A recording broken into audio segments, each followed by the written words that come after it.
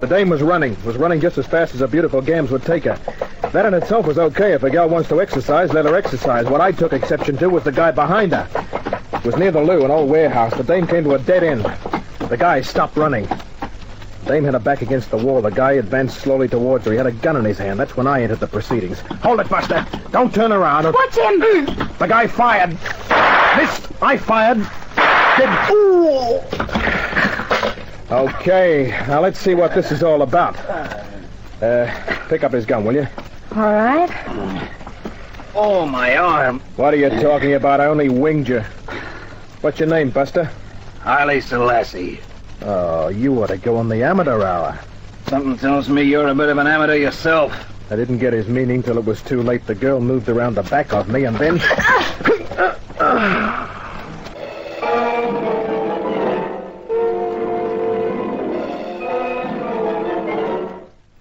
Two little fellows with sledgehammers were at work inside my skull.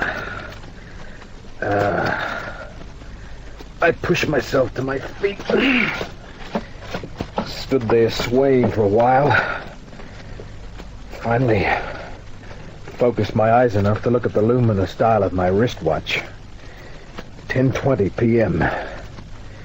I'd been out for at least 5 minutes. The girl and the guy were gone. I couldn't figure it. But I didn't like the idea of saving a blonde's life and then have her massage the back of my skull with a gun butt. So I decided to do something about it.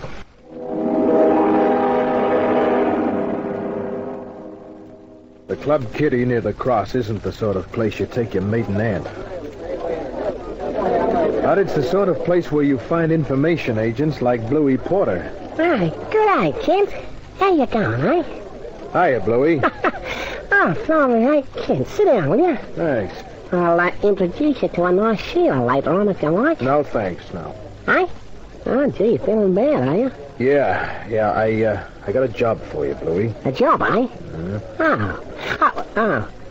Well, I've been pretty busy lately, Kent. I don't think I can sort of fit it in. Not at the usual rates, that is. Well, you know how it is. It's supply and demand. Yeah, I know. Now, if you're through romanticizing... Eh? I want you to find a girl for me. Girl, eh? Yeah, a girl. Yeah? Now, before I came here, I stopped at home, made a sketch of her. What do you mean? Here, look at this now. Ah. Gee, ain't you? Gee. You ain't a bad artist. Well, I think it's a pretty accurate picture, right down to the legs. I'll say. Yeah, right here. You sure you didn't sort of, exaggerate? No, I mean, no. it's... It's a scale drawing, Bluey. Gee, eh? Oh, what a humdinger. What a bobby dazzler. Ah, gee, no wonder you want to find her. Yeah, well, what's her name? Well, I don't know, but I got to look at the initials on a purse. L.M. L.M. Gee, that's a help. Blonde, eh? Yeah. Always? Blue. Yeah. I figure she's a model or in show business, Bluey. Now, you know a lot of the hangers-on in both rackets. If you mean, Kent, I have associates in both businesses, you're just about right, Kent. Okay. Associates. I'll call them anything you want, but locate that dame. Well, blimey, I've never found her yet, have I? You really want me to answer that? Oh, well, like, there was once or twice when, due to causes outside me control, like... Yeah, I had to slap you around, yes, but- well, now, about the rates. Because, look, I'm really so busy, Kent, the demand's so big for me that the... £5 a day, Bluey. 25 when you find her. Eh? So, you find her on the first day, and you've done fine. Yeah, well, thank you very much all the same, but I'm not satisfied with those rates, Kent. Bluey, remember the time I kept my mouth shut about a little packet of diamonds? Yeah? Well, I've still got a receipt you signed. Eh? Yeah, and customs would very much like Now, to... wait a minute. Now, can't you take a joke? You always fly off the handle, don't you? All right, Kent, all right. Just taste it up. Seeing as we're good coppers, I'll be magnanimous. I'll take the job at your rates. With, like an advance, maybe, eh? Here it comes. You haven't changed much, have you? No, thank you. Here you are. $5. $5. You couldn't make it... No. Ah. Well, okay, kid, okay. I'll get busy for you first thing in the morning.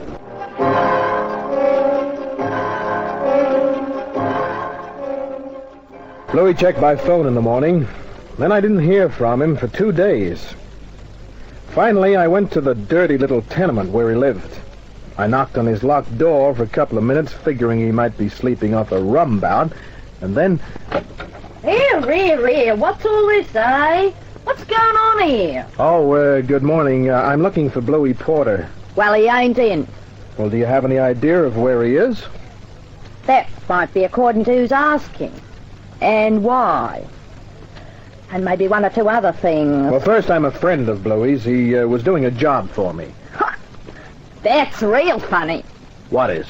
Anybody being a friend of that rabbit-faced little weasel. Well, we've got a sort of understanding. Anyhow, you see this? Oh, my eyesight's pretty good. That's a quid note. Mm-hmm. Now, you tell me where I can find Bluey, and it's yours. Oh, can't buy much with a quid these days. Well, look. Suddenly it's 2 quid. That's a little better. It's as good as it's going to get. Now, where's Bluey? Surfer's Paradise. Took a plane yesterday morning. Surfer's Paradise? Well, where would he get the dough to go there? All I know is he bought a new suit, paid me a month's rent in advance, phoned for a taxi, and off he went. Even showed me his air ticket. Thanks. I checked at the airline office. Now, Mr. Bertram Carlisle Porter had boarded a plane for Surfer's Paradise. So, the next morning, a Mr. Larry Patrick Kent boarded another plane for the same destination.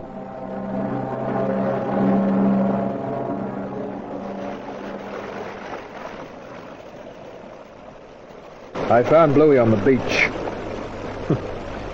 He was wearing a pair of bright red trunks with yellow crayfish in the design. I came up behind him. He was pulling at a bottle of rum. The next thing I did made Bluey think one of the crayfish had come to life. Hello, Bluey. Oh, Kent. Well, gee, Kent. Fancy making your way up here. Yeah, fancy. Yeah, never figured on seeing you here. What are you doing way up here, Bluey? Well, I was working so hard, you see, and a bloke should have at least one holiday a year, so, well, you know, here I am.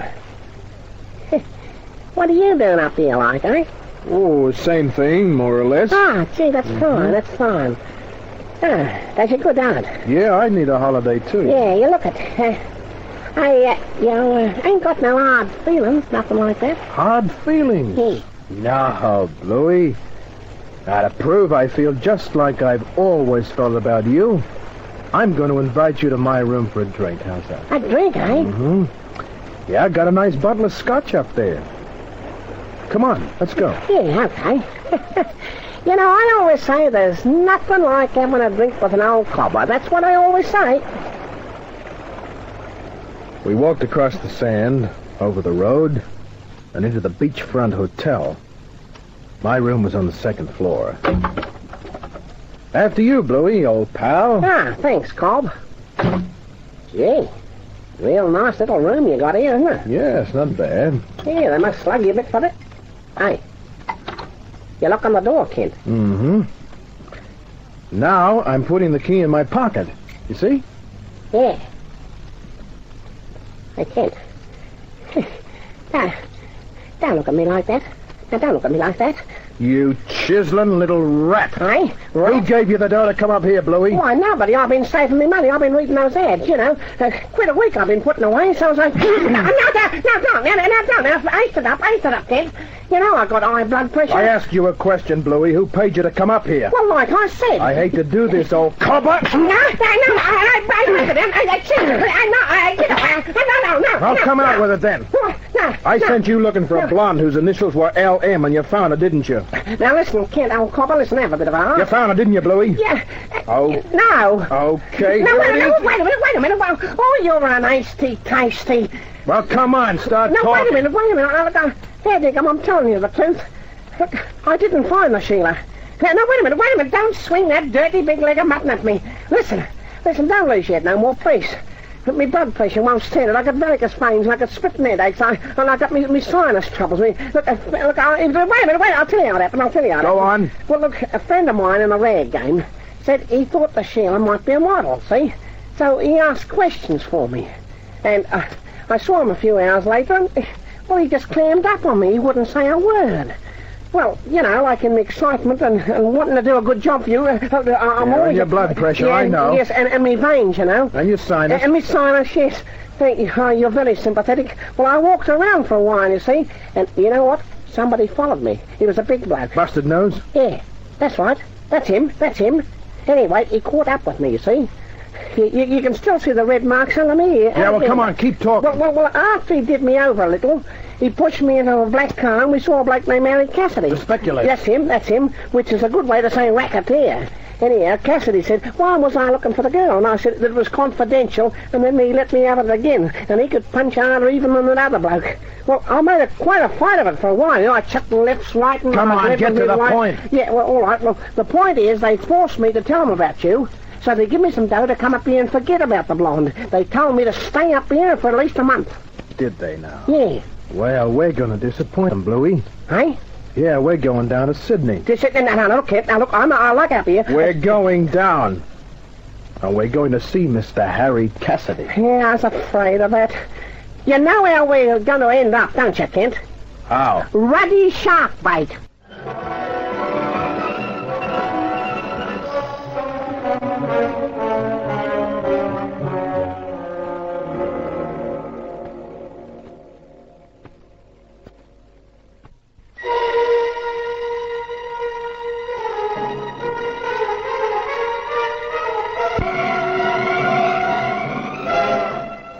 Bluey and I caught the next plane down to Sydney.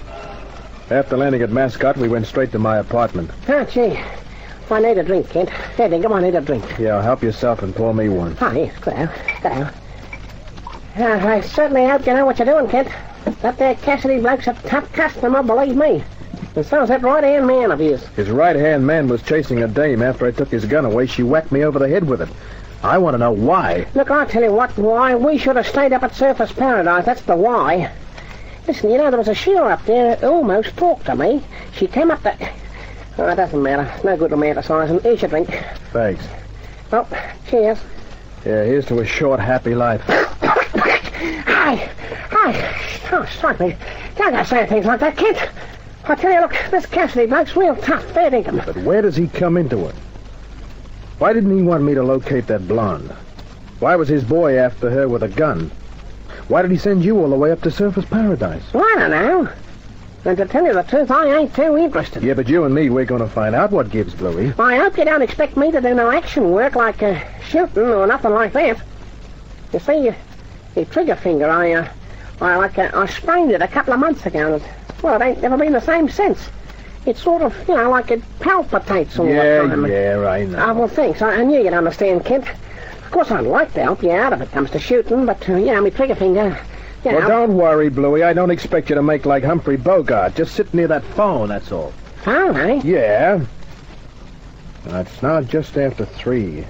If I don't get in touch with you by 5, get on to Inspector Daniels. Hey, where you going, Kent? To see Harry Cassidy.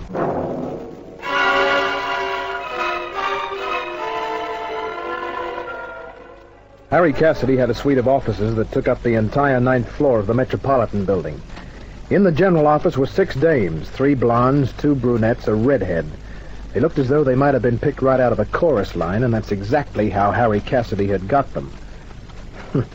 They gave me the up and down coldly. When I asked for the direction of Harry's office, one of them pointed. They were about as warm as Eskimo pies. But the dame who sat behind a desk in the inner office, she was different. Hello. Hello. Something I can do for you? Yeah, that's right, Doris. Vivian. Oh, how do you do, Vivian? I'm Larry. Well, hello, Mr. Larry. Kent. Oh. Well, looks to me like the name rings a loud bell. It's, possible.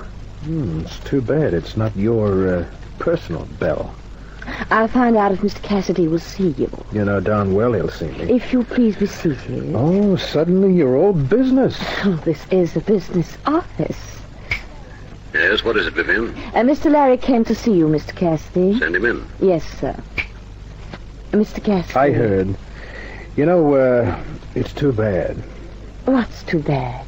You're the only warm dame in the organization, and you've got Cassidy's stamp on you. It could be that you're not as smart as you think. Well, this is one time when I wouldn't mind apologizing. Mr. Cassidy's office is right in front of you. Walk straight in. Thank you. If I should yell for help... The office is soundproof. I wouldn't hear. That's what I thought. I'll see you some more, Vivian. Maybe. Yeah, that's just what I was thinking.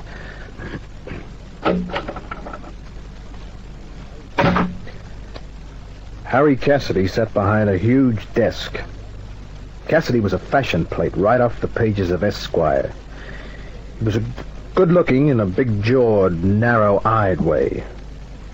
A movie director would type him as a suave crook. I had another name for him because he peddled dope and there were rumors about white slavery. Well, you look just like your pictures in the paper, Kent. Saw you on the front page a few weeks ago when you got back from the States. I saw your picture once, too. Something about peddling dope to teenagers. Suspicion, Kent, that's all. Suspicion. Which is just another way of saying the cops couldn't prove anything. Did you come here to start an argument? I came here to ask you about the blonde. Blonde? You're the one the guy with the busted nose was chasing. You're not making sense. I hear the guy with the mashed beak is your gun cell. Where'd you get that? Oh, from a little snoop named Bluey Porter. Porter? Oh, come on. Climb down off your horse, Cassidy.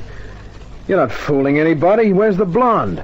I've got a few in the general office. Take your pick. The blonde who slugged me after I saved her life. Sometimes things aren't all they appear, Kent. Well, it's the same as admitting you know about the blonde. Who hired you? Nobody. And keep your nose clean. She slugged me. I don't like being slugged. And I don't like fellas getting in my hair. Oh, you won't get me out as easily as you got Bluey Porter out. Now, look, I don't like trouble. I go far out of my way to avoid trouble. So I'm going to make you an offer. You in the market? Maybe. Keep talking. I'll give you 250 cold to just forget about the blonde. Something tells me 250 isn't nearly enough, Cassidy.